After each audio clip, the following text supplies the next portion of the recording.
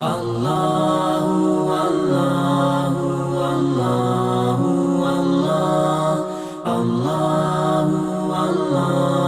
علیکم ورحمۃ اللہ وبرکاتہ۔ بسم اللہ الرحمن الرحیم، الحمد للہ رب العالمین، وصلی اللہ علی اشرف الانبیاء والمرسلین وعلی آلہ واصحابہ اجمعین ومن تبعہم باحسان الی یوم الدین، اما بعد۔ محترم ناظرین،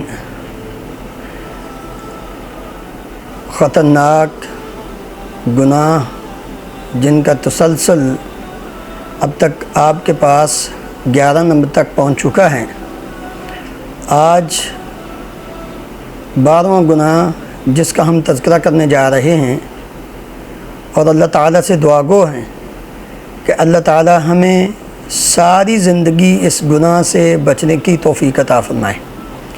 وہ گناہ حرام کھانا ہے۔ زندگی میں انسان مال و دولت کماتا ہے اپنے لیے، اپنے بچوں کے لیے، ان کے مستقبل کی بہتری کے لیے، لیکن جو شخص اس میں اس بات کا خیال رکھتا ہے کہ میں جو کما رہا ہوں کیا وہ حلال ہے یا حرام ہے، جب وہ حرام سے بچتا ہے اور حلال کماتا اور حلال کھاتا اور پیتا ہے تو اس کی زندگی پر سکون ہوتی۔ حرام کھانے کا جو گناہ ہے، جو خطرناکی ہے، دنیا کے اعتبار سے اور آخرت کے اعتبار سے بہت سخت ہے، بہت زیادہ ہے۔ صرف نبی کریم صلی اللہ علیہ وسلم کی 2 حدیثیں آپ کے سامنے رکھنی ہیں۔ دنیا کے اعتبار سے جو انسان حرام کھاتا ہے، ایک لقمہ بھی حرام کھا لیتا ہے، رسول اللہ صلی اللہ علیہ وسلم کے فرمان کے مطابق جو شخص اپنا لباس حرام کا استعمال کرتا ہے، غذا حرام کی استعمال کرتا ہے، نبی کریم صلی اللہ علیہ وسلم نے فرمایا کہ وہ شخص کی دعا قبول نہیں ہوتی۔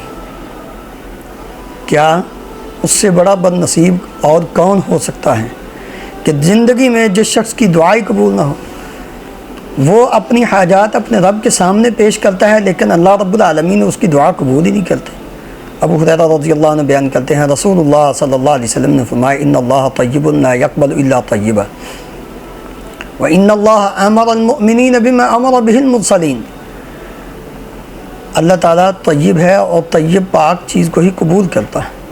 اللہ تعالیٰ نے ایمان والوں کو اسی بات کا حکم دیا ہے جس بات کا حکم اللہ تعالیٰ نے اپنے پیغمبروں رسولوں کو حکم دیا، انبیاء کو حکم دیا، یا ایھا الرسل کلوا من الطیبات واعملوا صالحا۔ اے انبیاء کی جماعت علیہم الصلاۃ والسلام، پاکیزہ کھاؤ اور نیک عمل کرو۔ اور ایمان والوں کو حکم دیا، یا ایھا الذین آمنوا کلوا من طیبات ما رزقناکم واشکروا للہ ان کنتم ایاہ تعبدون۔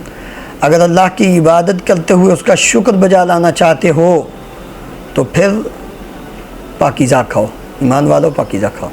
پھر نبی صلی اللہ علیہ وسلم نے ایک بندے کا ذکر کیا، رب اشعث اغبر یطیل السفر، پراگندہ بال، پراگندہ حالت، اٹے کپڑے، گرد و غبار پڑی ہوئی ہے، لمبا سفر کر کے ایک انسان بیت اللہ شریف میں پہنچتا ہے اور وہاں جا کر اپنے ہاتھ پھیلا کر یمد یدیہ یا رب یا رب، اپنے ہاتھ پھیلا کر بیت اللہ شریف کے اندر جا کے دعا کرتا ہے، لیکن نبی صلی اللہ علیہ وسلم نے فرمایا وَمَطْعَمُهُ حَرَامٌ وَمَشْرَبُهُ حَرَامٌ وَمَلْبَسُهُ حَرَامٌ وَغُذِّيَ بِالْحَرَامِ فَأَنَّىٰ يُسْتَجَابُ لَهُ، کہ اس آدمی کا کھانا حرام کا، اس کا پینا حرام کا، اس کا لباس حرام کا، اس کو غذا جو دی گئی وہ حرام کی، اس کی دعا کیسے قبول ہو؟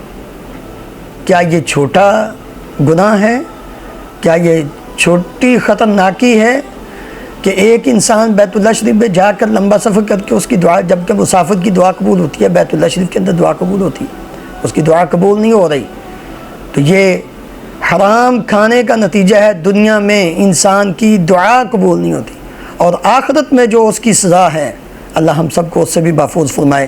کعب ابن عجرہ رضی اللہ عنہ بیان کرتے ہیں، رسول اللہ صلی اللہ علیہ وسلم نے مجھے فرمایا، یا کعب ابن عجرہ، اے کعب، إنه لا يربو لحم نبت من سحت إلا كانت النار أولى به.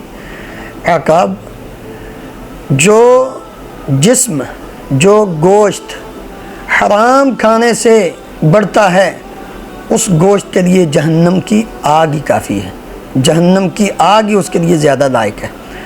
تو آخرت میں انسان کا ٹھکانہ جہنم، اور جہنم کی آگ اس کے جسم کو کھائے گی.